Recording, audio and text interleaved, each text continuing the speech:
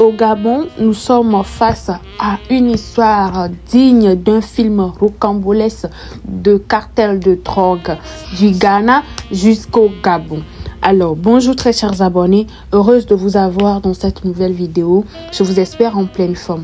Bienvenue sur la page officielle du reportage de tout type d'événements sociopolitiques et culturels. Sans plus tarder, je vais d'abord vous demander de vous abonner si ce n'est pas encore fait, de liker la vidéo et aussi n'oubliez pas d'activer la cloche de notification pour ne rien rater.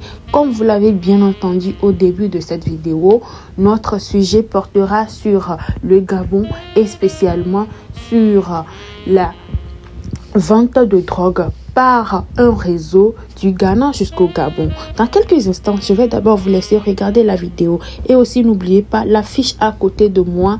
N'oubliez pas de contacter cette affiche en cas de besoin d'achat ou de vente de dollars USDT. Alors je vous laisse regarder la vidéo. On revient tout juste après.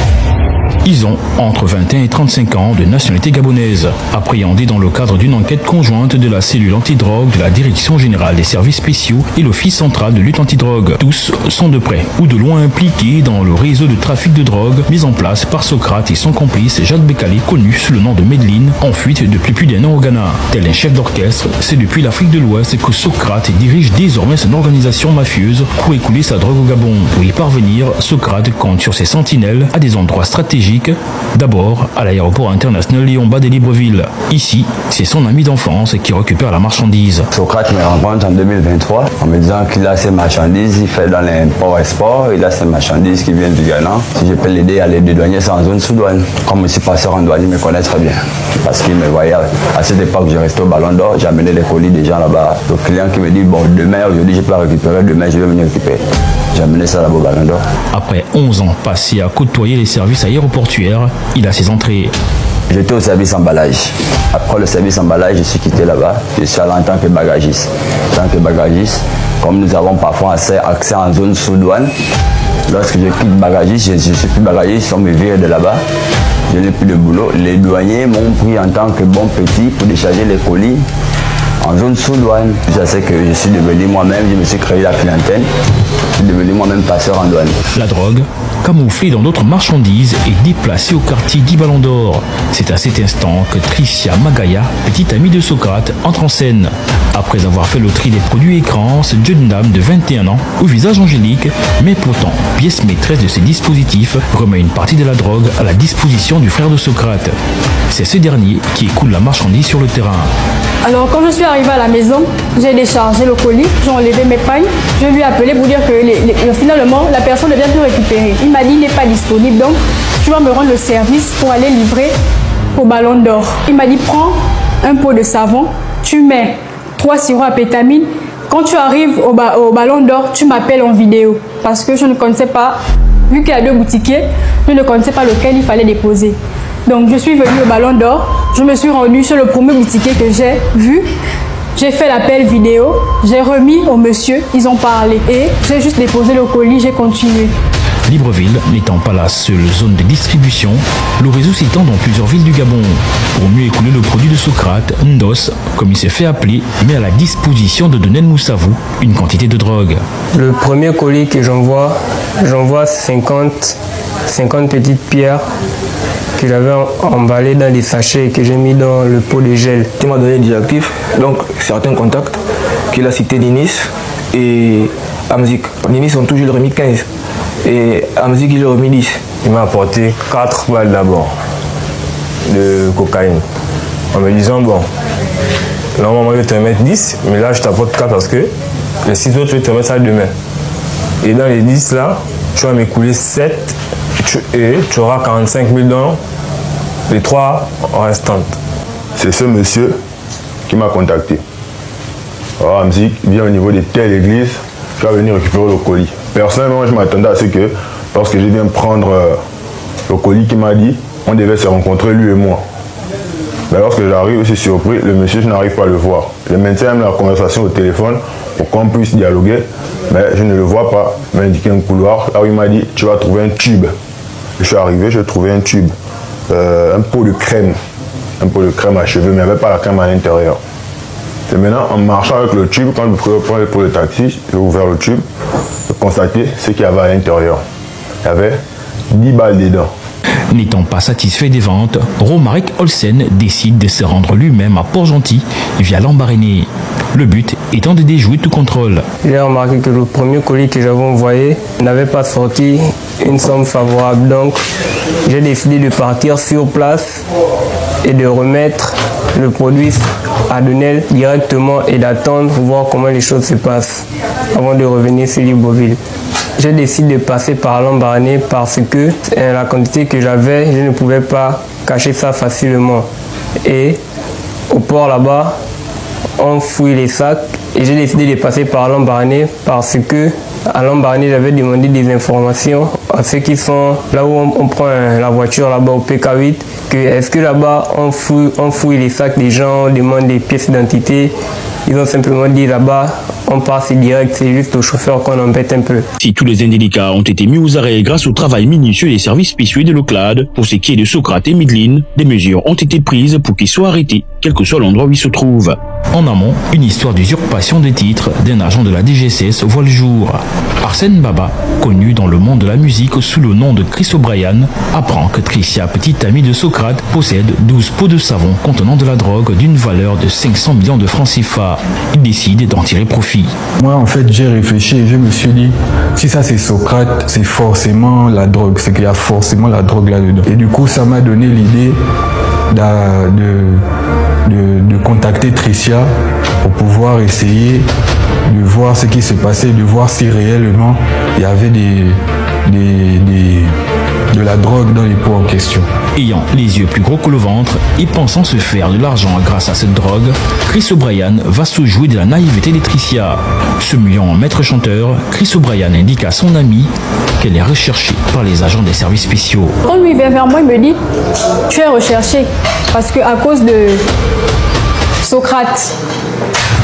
Et il m'informe que Socrate, il y a eu une conversation avec le grand de la DGSS, qu'ils avaient déjà parlé depuis, mais que Socrate n'avait pas coopéré. Moi, directement, je prends confiance en lui parce qu'il me dit que c'est son grand frère. Donc, je prends confiance en lui. Je lui dis donc, allons à la maison. Il m'avait tout soulevé. Moi-même, je veux voir le grand. Il me dit non.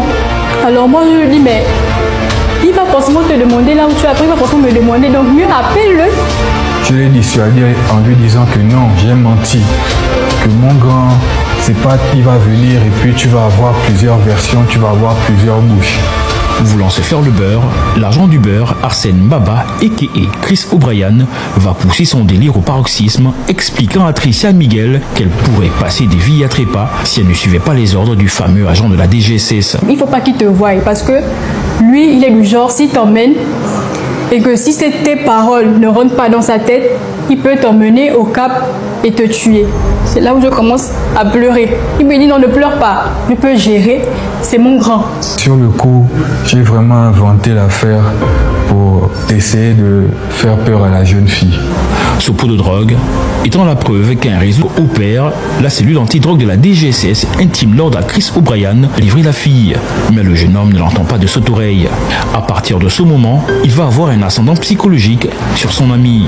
Le maître chanteur ayant peaufiné un plan bien élaboré, il joue sur la peur et crée la psychose dans la tête de Tricia, allant même jusqu'à créer une conversation entre le fameux agent des services spéciaux et lui. J'ai mis un deuxième WhatsApp dans le téléphone.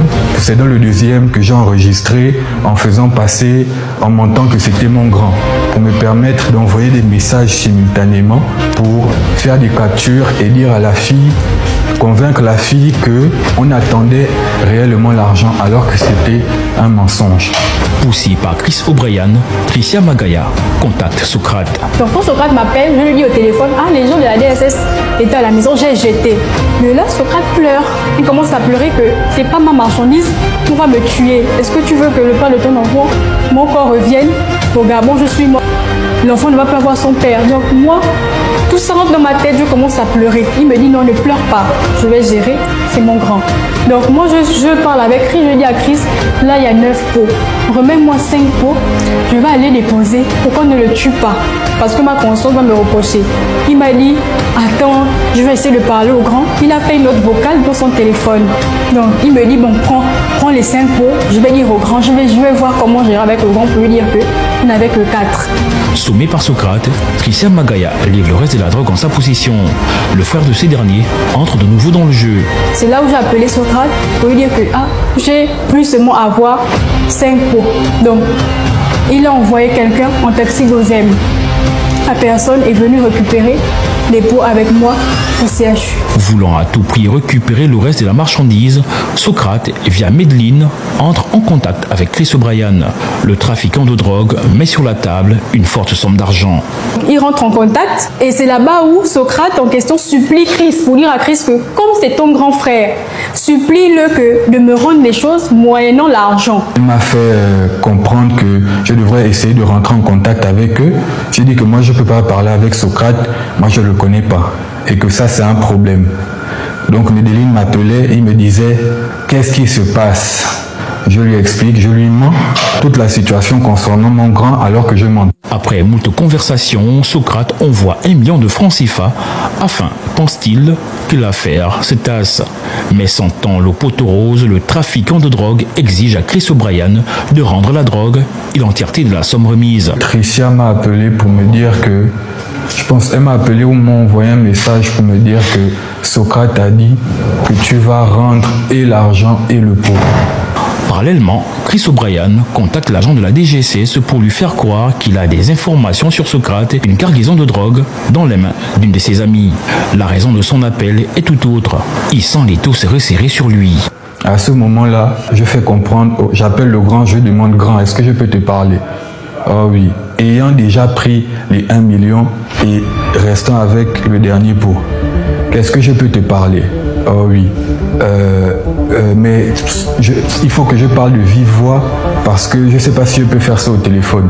Il me fait comprendre que oui, vas-y petit, parle. Je lui dis que grand, tu connais un certain Socrate. Parce qu'à ce moment-là, je voulais maintenant me protéger parce que j'avais peur de ce qu'il pouvait me faire vu que je n'avais pas donné le reste du pot. Et je me suis dit qu'il devrait tout m'arracher, et le pot et les sous. Un comportement qui lui sera fatal. Chris O'Brien ayant été arrêté pour possession de drogue, abus de confiance, extorsion de fonds, association de malfaiteurs et plus grave, usurpation d'identité et de titre d'un agent de la DGSS. L'attitude du jeune homme révèle un fait. Hier, nazi, aujourd'hui Chris O'Brien. Nombreux sont ceux qui désormais ont décidé de se faire passer pour les agents des services spéciaux, utilisant parfois des identités, des connaissances qui y travaillent. Si leur but est d'en tirer davantage, J'espère que vous avez bien suivi la vidéo et je pense que ce réseau qui est en train d'être démantelé est un réseau qui est ultra large parce que quoi, du Ghana jusqu'au Gabon, et vous imaginez le nombre de personnes qu'ils ont déjà arrêtées au Gabon. Donc imaginez les gens qui sont encore là, qui se sont pas encore fait arrêter. Et dites-moi vos avis en commentaire parce que je vois les gens critiquer que quoi, la fille, l'influenceuse, c'est une personne qui l'a piégée, qu'elle ne le fait pas d'habitude. Or la fille même, elle a dit comment se passent les choses, comment elle reçoit la marchandise et tout. Alors dites-moi ce que vous en pensez en commentaire. D'ici là, portez-vous bien. On se retrouve dans une nouvelle vidéo.